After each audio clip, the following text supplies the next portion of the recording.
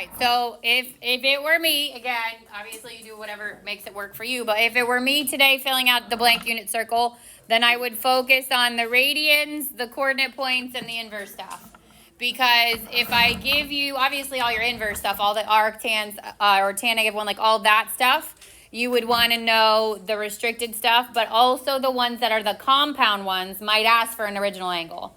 So for example, if I said like find the cosine -1 of the sine of 7 pi over 4, then your unit circle of the 7 pi over 4 is going to help you with the initial part, and then you'll have to do the inverse. Does that make sense? So I would fill in, I would go all the way around the unit circle, and I would fill in all of the radians. My original radians first. Well, not necessarily in that order, but I would fill in all the radians. Then I would fill in all the coordinate points around the outside, and then I wouldn't worry about the degrees. Nothing we've done in the last two sections have been in degrees. And then I would add in there the restrictions on the domain. So for sine and tangent, you're using the right side of your graph, but we're restricting it to, this would be sine and tan, but we're restricting it to the negative angles. So I would add on here negative pi over 6, negative pi over 4, negative pi over 3, negative pi over 2, and then obviously the regular one, 0, pi over 6, pi over 4 would already be in there if you had already labeled those. And then I would mark my cosine restriction. The cosine's the top of your unit circle, or the, what just happened? Top of your unit circle. This would be your cosine, okay? And then you don't need the rest of it, like, or I would say maybe your tangents, but you don't need anything beyond that. So your tangents, which your over 6 is root 3 over 3, over 4 is 1, over 3 is root 3. On the top, it's undefined. What is happening? It does not like the top of my screen. On the right, it's 0. On the bottom, it's undefined. And then this would be negative square root 3 over 3, negative 1, and negative root 3. Hopefully we know by now the radians, okay? But I would fill in the radians, I would fill in the coordinate points, and then I would add to it this stuff that is, you know, helps you out with your inverse stuff. Questions on that?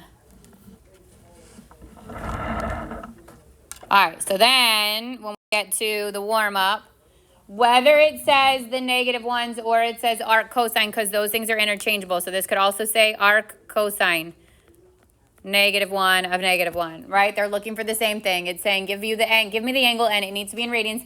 Give me the angle where the cosine is -1 from the restricted area. So where is your cosine -1? At pi. Good. Remember cosine we do from 0 to pi. And then find the exact value of tan -1 of negative root 3. So where's tangent negative root 3 from our restricted area? Negative pi over 3. And then 3 is our composite one. So I go inside the circle, the parentheses first. And there's really two ways to do it, because you could use a right triangle, but this one is a unit circle base value. If it's not unit circle base, then I go to the triangle. But I do have a cosine that's 1/2, right? The cosine's 1/2 where? Pi over 3. And then I want to know the cotangent at that one. Well, if you did what we did already, we didn't have the cotangents marked, right? But we do have the tangents marked, and we could flip them. So if I know the tangent at pi over 3 is root 3, and I know the cotangent's the reciprocal of that, this is root 3 over 3.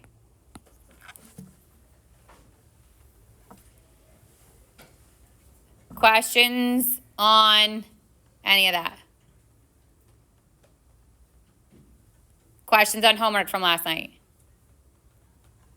Okay, let me see.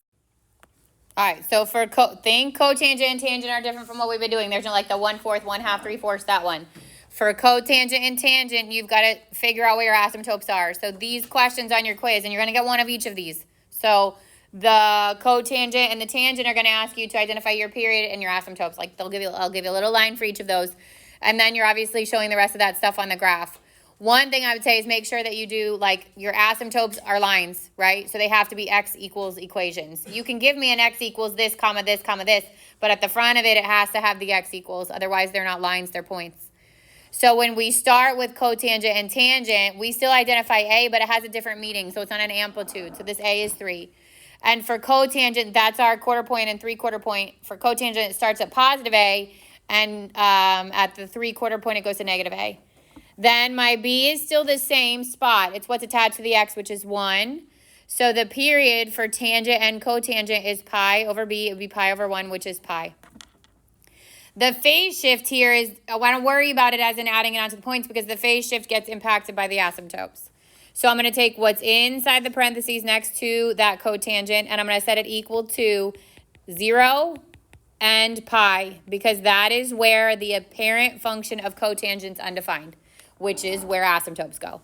So then I would solve each of these. I get x equals pi over 4, and I get x equals, this would be plus pi over 4. This becomes 4 pi over 4, and that is 5 pi over 4. So they are the first and second asymptotes you find, but in order from left to right, they're the middle two. Because from the one on the left, I'm now going to subtract the period, and the one on the right, I'm going to add the period. So I get x equals pi over 4, and I subtract the period, which was pi, 4 pi over 4, and that becomes negative 3 pi over 4.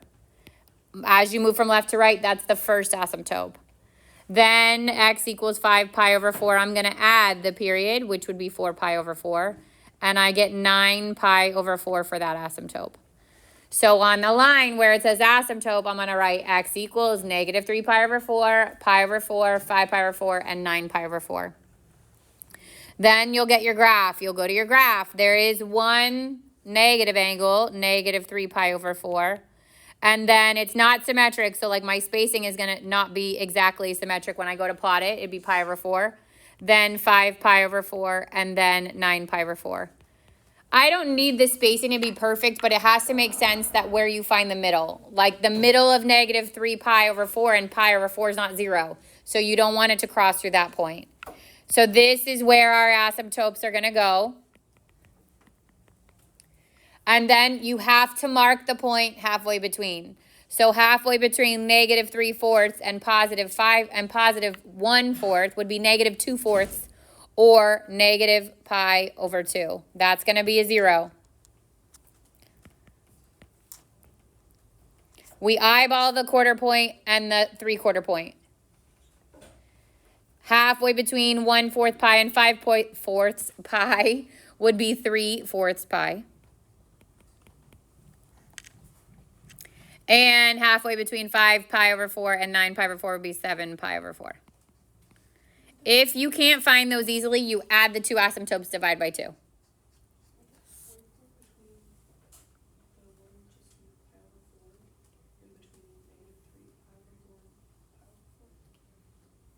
It'd be negative 1 pi, over 4. That's what you're saying. This one. Yes? Yeah. Sorry. Yeah. So that's, again, those are, and if that is what's throwing you off, like, will you lose points by not plotting your zeros? Yes, but will you lose the whole credit of the question? No. All of that's going to be worth points, okay? So then you get your, again, quarter point, 3/4 point, quarter point, 3/4 point, quarter point, 3/4 point, and then I'm going to mark my A, which in this case was what, 3, right? 3, negative 3. And at the 1/4 point, it's cotangent, so it starts up, it starts up, and then it finishes on the negative 3. And then you make your curve.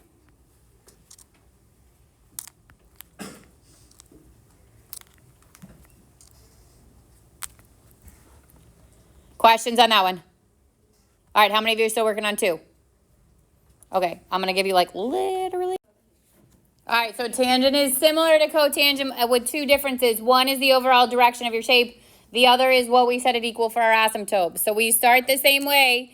A is negative 2, but this time that tells you that the tangent, which normally starts up to the right and down to the left, flips so that it looks like the curve that is cotangent. But its asymptotes will not be where cotangent is. So it's not like you can just graph cotangent. You have to adjust the asymptotes because it's tangent. So the B is 2 this time, which means the period is pi over 2. And then to find your asymptotes for tangent, we set it equal to negative pi over 2 and positive pi over 2. So 2x minus pi equals negative pi over 2. And 2x minus pi equals pi over 2. because that's where tangent's undefined. So then I add the pi to both sides. I get 2x equals, this would be 2 pi over 2. So this is pi over 2. And then divide by 2 or multiply by a half, and I get x equals pi over 4. So that's one of the middle asymptotes. This is gone. 2x would equal 2 pi over 2 here. So this is 3 pi over 2. Divide by 2 or multiply by a half, and I get 3 pi over 4. And that's the other. So this would be second and third as I move from left to right. Then I want to, from the left one, subtract the period, to the right one, add the period. Again, our period was pi over 2. So I get x equals pi over 4 minus pi over 2.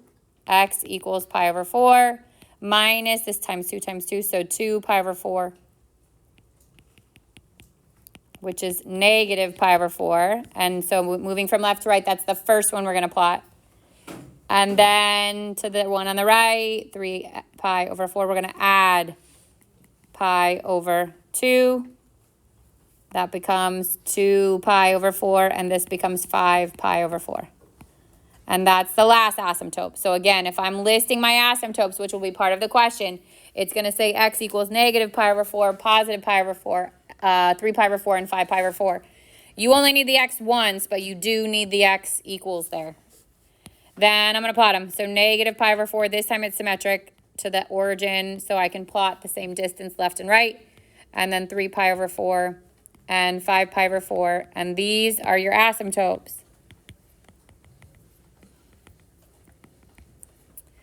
Our A is at 2, so I'm going to mark 2 and negative 2. And we're going to find the x-intercepts, which is the halfway point. This one's right at 0. Halfway between 1/4 and 3/4 will be 2/4 or a half, so pi over 2. Halfway between 3 pi over 4 and 5 pi over 4 would be 4 pi over 4, which is pi. And then we eyeball the 1/4 point and 3/4 point. And it's tangent, so it typically goes up to the right, down to the left, but it is negative tangent, so we reverse it. I'm going to start at the top and finish at the bottom.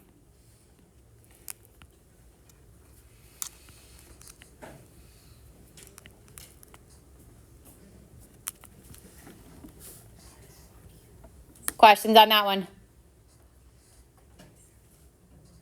Okay, I'm going to give you a couple more minutes.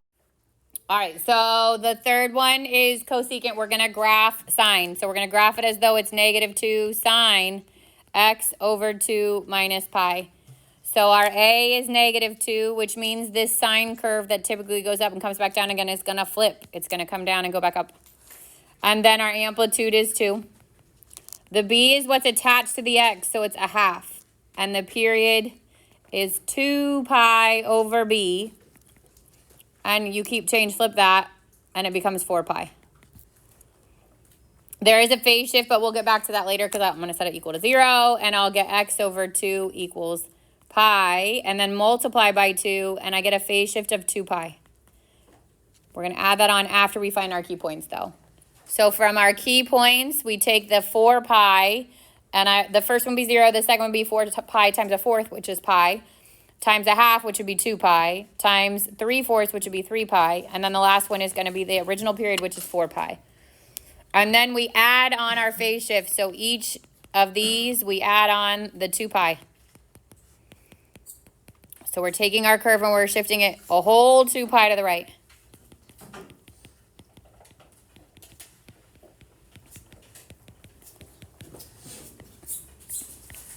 So I get 2 pi, 3 pi, 4 pi, 5 pi, and 6 pi. And just like with your test, you don't need to do the first and the shifted one. You can just go straight to the shifted one. If you want to, it doesn't matter as long as I can identify which one should be the final one. The amplitude was 2, so I'm going to mark the 2 and the negative 2, but again, it was negative. So sine would typically start at 0, go up, down, up, but because it's negative, it's starting at 0 and it's coming down. Up, up, up, up, up, down. And we need 4 asymptotes and 3 curves. Right now I'd have 3. Everywhere there's an x-intercept would be an asymptote. So you have two choices. You can either continue this curve on to the right and plot another asymptote there, and we're just eyeballing that extra one, okay? Or you can go to the left. Now, the way I spaced it, like for it to make sense, each of those curves take up 2 pi. So technically, it should actually stop at 0. But it's a little squished. It's okay. It's just an approximation, that last one. And then you would need 3 of these 4 curves. You don't need all 4 of the curves I'm drawing. You just need 3. You need 4 asymptotes and 3 curves. Questions on that one? And again, you don't need to do the sine if you know what it looks like, but typically I would say that these are a lot easier if you leave that sine curve. As long as you draw the parabolas at the end, I don't care if you leave the sine curve. All right, then the last one is y equals 3. This would be cosine pi over 2x minus 1. So my A is 3, which is my amplitude.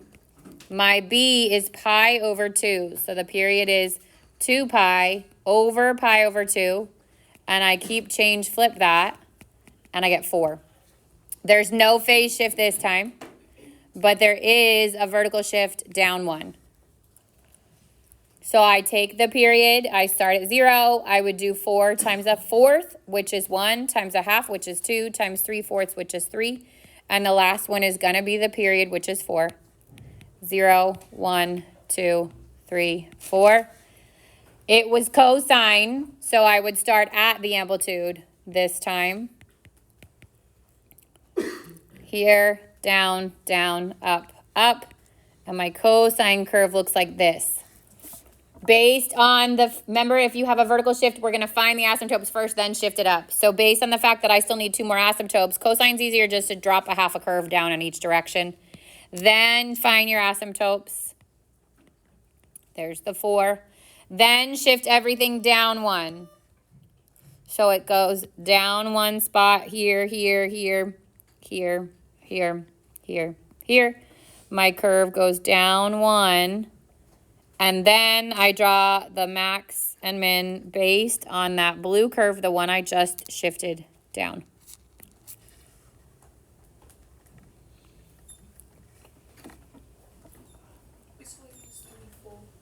Four asymptotes, 3 curves. For all 4 of these, you should end up with 4 asymptotes and 3 parabolas. So the last one on the one we just did, we ended up with 4. We don't need 4. You just need one or the other. Questions? All right, this is one of those things that I know it's tedious. Like, hello, I have to make all your keys. They're annoying. I get it. But the more you practice it, the easier those steps are going to be, and then the faster you're going to be at them.